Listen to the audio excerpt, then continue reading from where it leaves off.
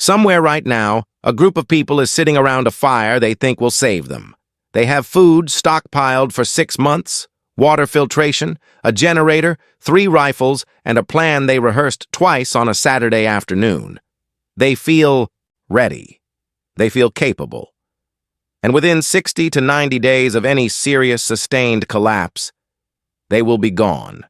Not because they lacked supplies, not because they were outgunned, but because they built a group around gear instead of around people, around materials instead of around function.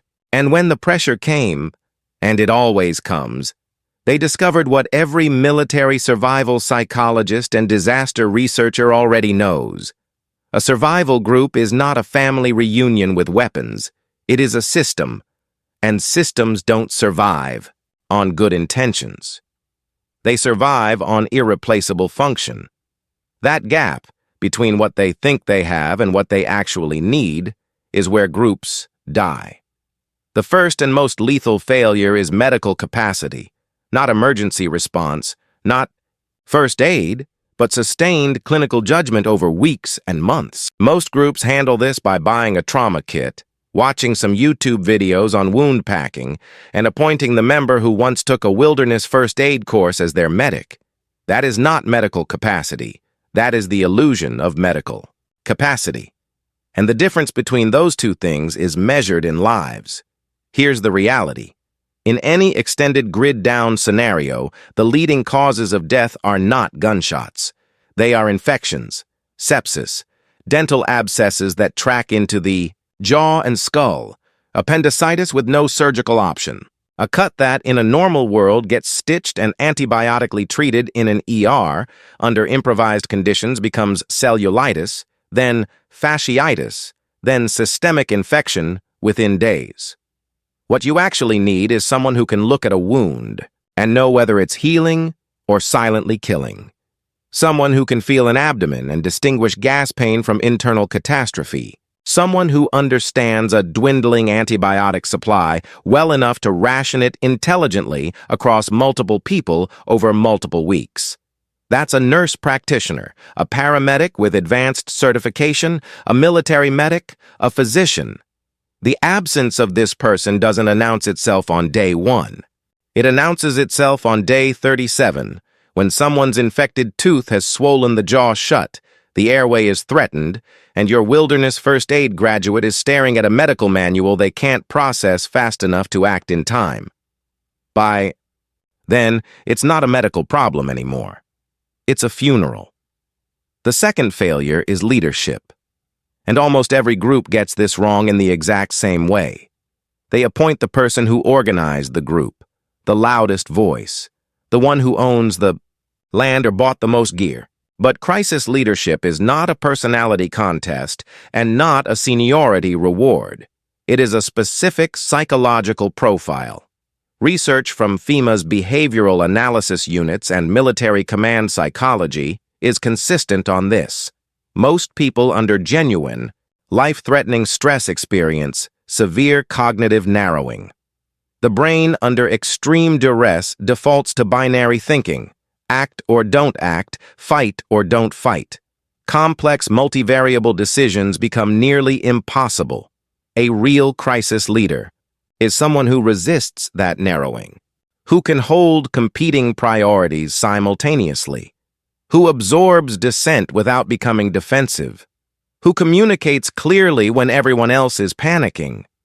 The groups that collapse typically do so not because a bad decision was made, but because the right decision existed, and the leadership structure prevented it from being heard. The quieter member, the technical specialist, the person with the actual answer, they couldn't push it through the social hierarchy fast enough. And the group moved on bad information because the leader's ego was load-bearing infrastructure, and that's when the real collapse begins. Not with a threat from outside, from within. The third failure is logistics. And nobody talks about this because it generates zero excitement, zero content, zero YouTube views. But it kills groups with the quiet efficiency of a slow leak. Food, water, medicine, fuel, ammunition. Every one of these has a consumption rate, a degradation timeline, and a resupply dependency. Managing all of that across 10 to 20 people over months is not common sense. It is an operational discipline, and when it is handled informally, the pattern is always the same. Groups run out of critical items they believed were abundant. Their fuel supply, estimated at 4 months, lasted 6 weeks because the generator was running inefficiently and no one was logging hours. Their antibiotic cache was partially expired. 2 members had been quietly treating minor ailments with medicine that should have been conserved. They have 3 weeks of protein left when they thought they had 3 months, and they discover this too late to correct it. The person who prevents this isn't a soldier or a medic. It's a supply chain thinker, an inventory manager, someone with the temperament to impose discipline on consumption, to track what's actually being used against what's projected, and to escalate early when the numbers stop adding up. In military doctrine, this person is the supply sergeant. Experienced commanders consider them among their most critical assets, not the most celebrated, but among the most irreplaceable. A unit that runs out of ammunition loses a battle. A group that runs out of insulin or antibiotics at the wrong moment loses everything. The supplies don't run out all at once. They bleed out slowly, invisibly, until the day the shelf is empty and there is no recovery. The 4th failure arrives last on the timeline, but hits hardest in the post-mortem. It is the collapse of the group from the inside. Disaster psychology has documented this pattern so consistently that it now has its own terminology. After the initial bonding phase, which typically lasts 2 to 4 weeks, fueled by shared purpose and adrenaline, groups begin to fracture. Coalitions form. Grievances accumulate. Blame gets assigned. Researchers call it resource anxiety, displacement. The fear of scarcity stops being expressed as concern about food or fuel and starts being expressed as interpersonal conflict. People stop fighting about the shortage directly. They start fighting about who said what, whose children are eating more than their share, whether the leader can be trusted, who isn't pulling their weight. These aren't irrational breakdowns. They are the entirely predictable behavioral expression of prolonged stress, and they are lethal to group cohesion if no one is equipped to manage them. What you need is someone with genuine conflict mediation skills, someone who sees the structural cause underneath the surface argument, who can de-escalate without dismissing, and who has the social credibility within the group to be heard when they intervene. After Hurricane Katrina, after the siege of Sarajevo, in the displacement crises studied by humanitarian researchers across East Africa, the pattern held. Groups with strong internal social managers outlasted groups with more resources and worse cohesion. The well-stocked groups ate their supplies amid fracture, suspicion, and eventual violence.